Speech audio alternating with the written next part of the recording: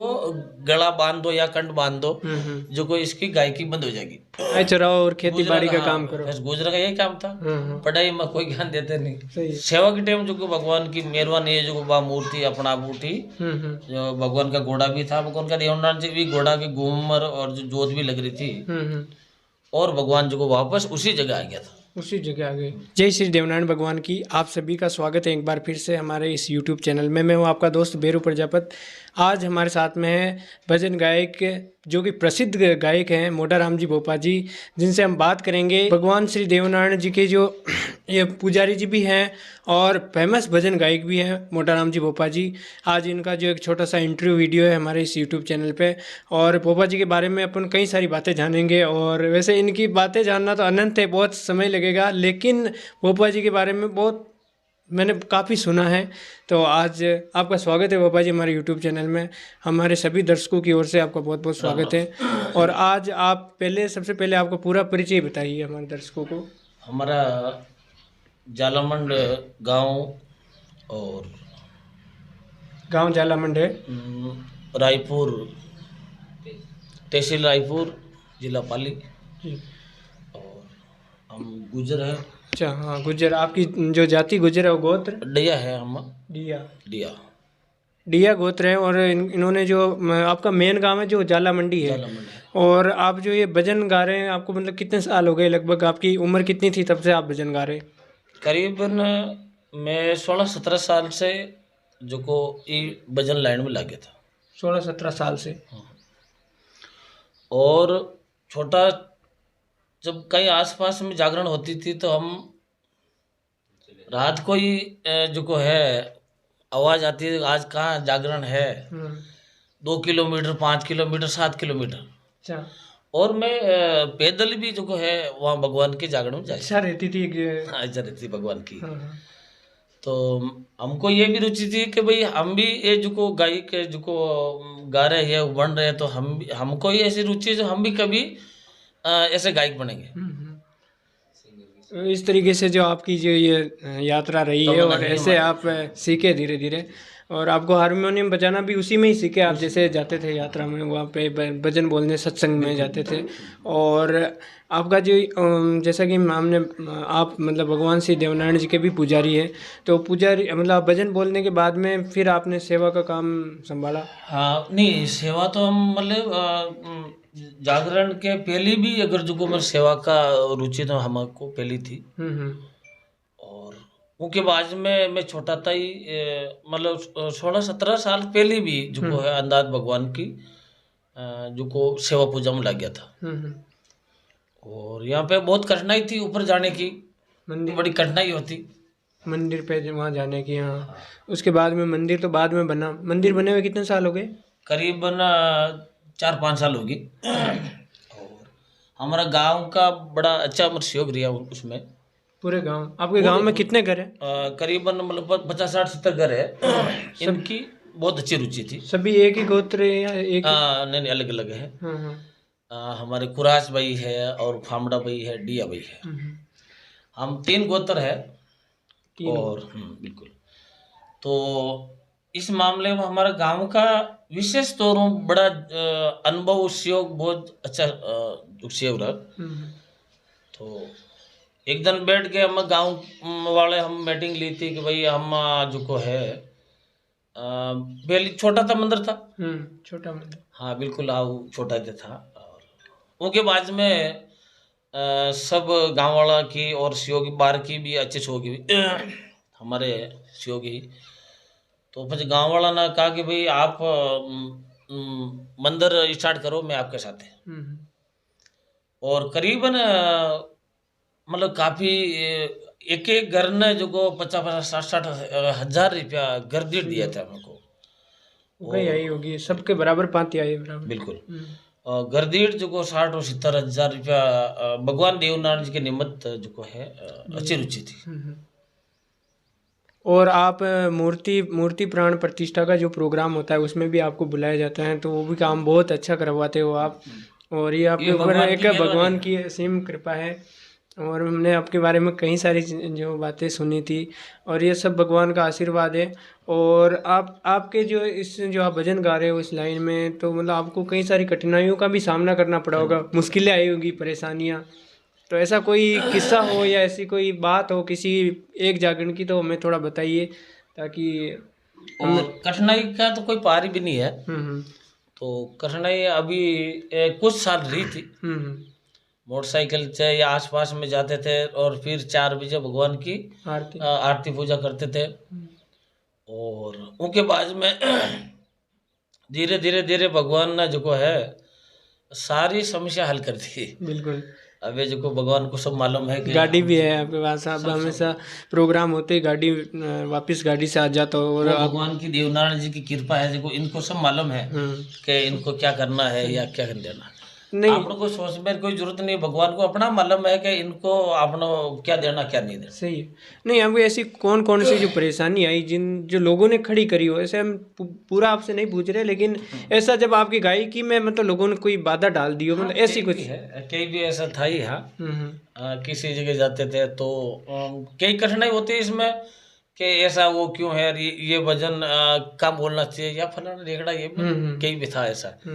ये परा है, पिछंती है, या बेकरी है, या मदा है, ये जो को अलग अलग जो को इनकी रुचि है, वो कैसे भी करके आदमी को मतलब कुछ बोल देना, मतलब। हाँ। अच्छा। तो नहीं, हमने सुना कि आपकी जो राग के बारे में भी ऐसा कुछ कहीं पे ऐसा हुआ था। हाँ, कई है ऐसा। देखो, बताना, अब किसी की निंदा करे तो अच्छा नहीं। पूरा नहीं पूछ रहे, लेकिन ऐसा हुआ क्या आपके साथ? बिल्कुल। हम एक जगह जागरण में गए थे, को किसी ने हमको जो को गुड़ मंगलेश होता है, तो किसी ने मंत्र के दिया कि इसका जो को गला बांध दो या कंठ बांध दो, जो को इसकी गायकी बंद हो जाएगी। ऐसा हुआ आपके साथ? ऐसा हुआ था। तो भगवान देवनारायण जी अभी कृपा है, जो को उन्होंने पहले भी बोल दिया था मेरे को कि भाई तू कल वहाँ जाएगा। मैंने कहा हाँ जाऊँगा। तो भगवान ने कहा कि भाई तुम्हारे साथ 1-2 बजे रात में ऐसा होगा। भगवान ने आपको पहले ही बता दिया था? पहले ही बता दिया, एक दिन पहले ही बोल दिया था। तो मैंने कहा ठीक है, आपका जो वचन है मैं बिल्कुल ध्यान रखूंगा इस बात का। और मेरी जो नजर उस पे ही थी मंगल पूरी रात कि भाई कौन है, किसी ना जो है ऐसा काम कर। तो उसी के साथ वो गुड़ मंत्रा था।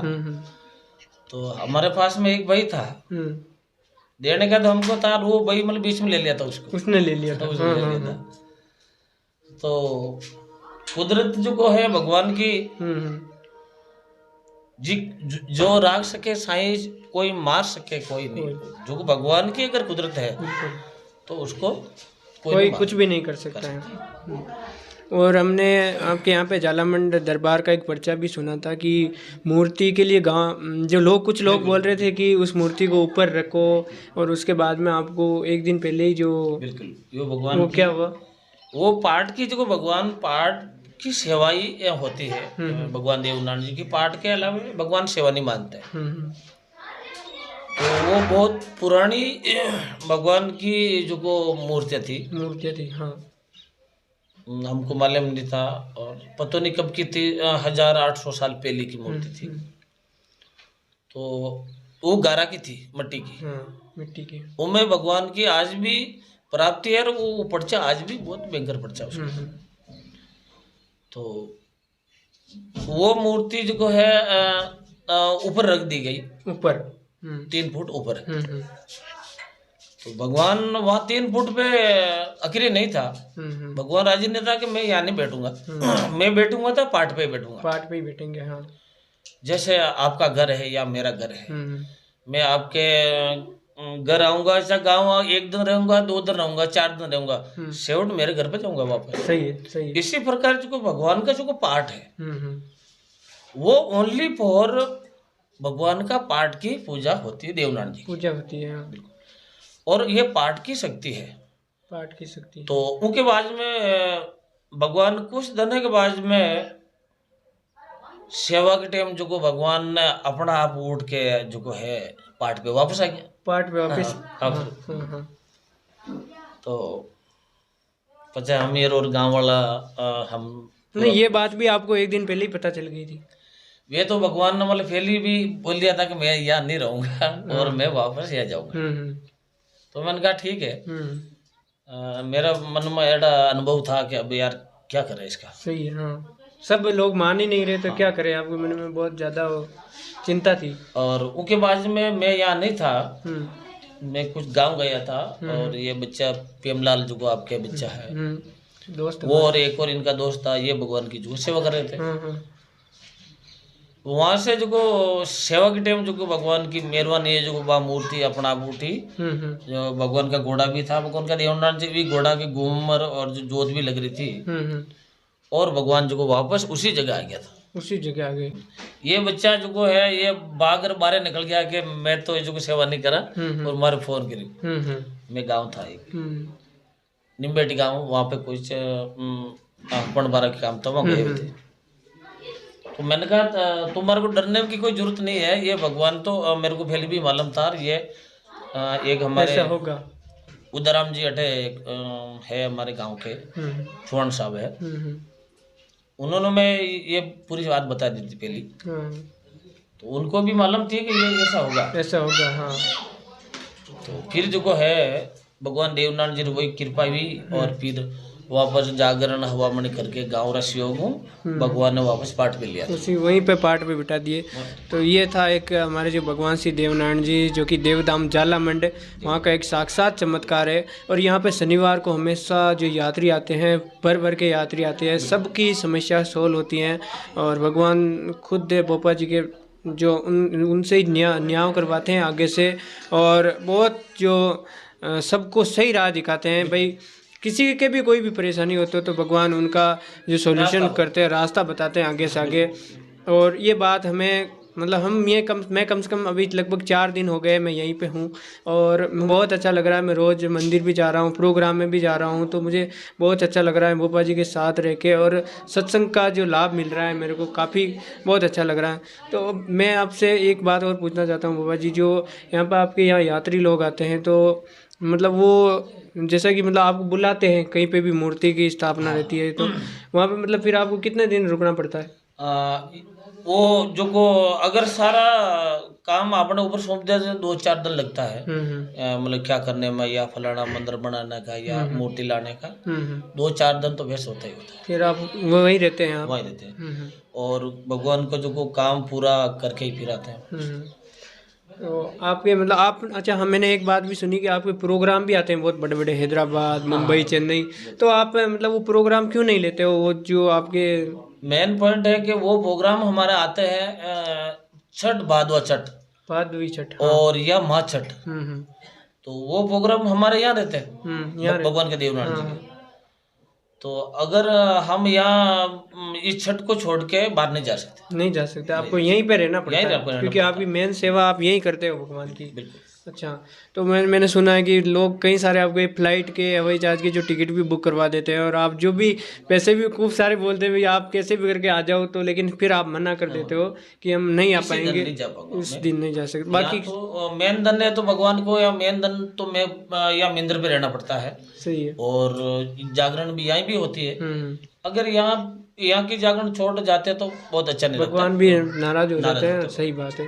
आपका जो प्राचीन जो वो कैसा रहा आपका, मतलब आपकी जो बाल्य अवस्था में आपकी स्थिति कैसी रही, जब आप समझने लगे उस समय से, मतलब आपके परिवार की स्थिति कैसी रही? और वो तो भगवान जाने और उनको मालूम है सारी। नहीं, आपकी पढ़ाई के बारे में कुछ? अब उस समय इतनी पढ़ाई की रुचि नहीं थी। हाँ।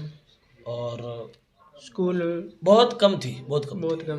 तो वो बारह में हमारा कोई स्कूल कोई किसी ने भेजा नहीं। हाँ। और कोई ऐडी कोई रुचि नहीं थी, मोटी गया है या खेती है, बड़ा यही काम था।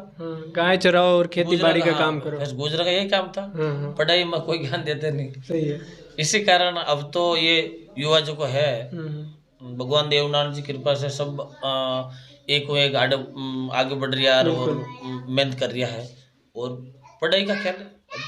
तो मतलब आप स्कूल बिल्कुल भी नहीं गए? बिल्कुल बिल्कुल अच्छा, नहीं। फिर उसके बाद में फिर धीरे धीरे, लेकिन फिर भी आप बहुत सारा काम तो लिख लेते हो, बहुत सारा काम कर लेते हो। और कुल मिला के आपने मतलब बहुत संघर्ष किया है आपके जीवन के अंदर, और कई सारी परेशानियों का भी आपने सामना। वो सारी देवनारायण जी भगवान की कृपा से मैं पार हुआ हूँ और आगे बढ़ा हूँ। हम्म, ये जो भगवान, अगर भगवान का साथ होता तो बिल उसके बाद भले ही बोला आप कहीं जाइए, और कहीं भगवान को सारे हुए तो आप बिल्कुल। भले किसी जगह चारों कोण में आप जाइए आप। दोस्तों मैं आपको एक बात बता देना चाहता हूँ, भोपा जी हमारे गांव 19 तारीख को आए थे, 19 फरवरी को। तो 19 फरवरी को आए थे, तो मैंने एक बात देखी है, भोपा जी मतलब पूरी रात कंटिन्यू भजन बोल रहे थे, और कोई भी गायक कलाकार नहीं आए थे, कंटिन्यू भोपा जी भजन बोल रहे थे। अच्छा एक भोपा जी, आप मतलब आपको इतने भजन एकदम याद कैसे रह जाते? अभी जो मैं, अभी मेरे को याद नहीं है, अभी कुछ भी याद नहीं? अभी हम्म, अभी आप एक भी पसंद पूछो या किसी भजन की क्या छाप है तो मेरे को याद नहीं होती। वैसे करके भगवान के अगर जागरण में बैठ जाता हूँ, हम्म, और गजानन जी की, भगवान देवनारायण जी की और माता सरस्वती की कृपा, अगर उसकी वंदना करते हुए और हम भजन अगर चालू करते हैं तो फिर राम जाने कहाँ से आता है, क्या माल चलती है भगवान की बचाने। पूरा प्रोग्राम कवर हो जाता है, और आपको मतलब ये याद आ जाते हैं। बाकी जैसे ही प्रोग्राम में बैठते ही आपको सब चीज़ें याद आ जाती हैं। ऑटोमेटिक राम जाने क्या है ऐसा। आप भी हमारी बात रखी, आप जालखेड़ा में आए, सब ग्रामवासी बहुत खुश हो गए, हमारे गांव का भजन भी निकाला, जो कि हमारे गांव में जो मंदिर के ऊपर माइक है वहाँ पे जो हमेशा चलता है, हमारे भोपा जी जगदीश जी पुजारी जी हमेशा उस भजन को चलाते हैं, आपके द्वारा जो प्रस्तुति दी गई थी। और तो यही था आज भोपा जी का इंटरव्यू। आप सभी दर्शकों का बहुत बहुत धन्यवाद, आप सभी का प्यार और सपोर्ट हमेशा बना रहे। और भोपा जी का यूट्यूब चैनल है ऑफिशियल, जो कि इनका खुद का है, श्री देव म्यूजिक जालामंड के नाम से, और इनके बेटे हैं, बड़े बेटे प्रेम जी डिया, जो उस चैनल को मैनेज करते हैं, और काफ़ी सारे इनके भजन अपलोड करते हैं। तो हमारा साथ बना रहेगा, और मैं तो ये चाहता हूँ आपका आशीर्वाद बना रहे और हम और अच्छा काम करें। पोपा जी एक बात मैं आपको बोल देना चाहता हूँ, आपके जो प्रेम भाई है, जो मेरे दोस्त हैं, वो बहुत अच्छा काम कर रहे हैं आपके लिए। चाहे आपको मैं बता देना चाहता हूँ, क्योंकि कई ऐसे कलाकार हैं जिनके कोई चैनल नहीं है, उनके वीडियो वगैरह कोई और ही डालते हैं, लेकिन जो प्रेम जी है वो भगवान, आपको देवनारायण भगवान की ऐसी कृपा है कि वो आपका खुद के वीडियो खुद अपलोड कर रहे हैं, ये एक बहुत बड़ी बात है। तो आप उनका भी जो आप हमेशा आशीर्वाद रखिएगा हम सब पे, कि हम सब ऐसे ही अच्छा काम करते रहे।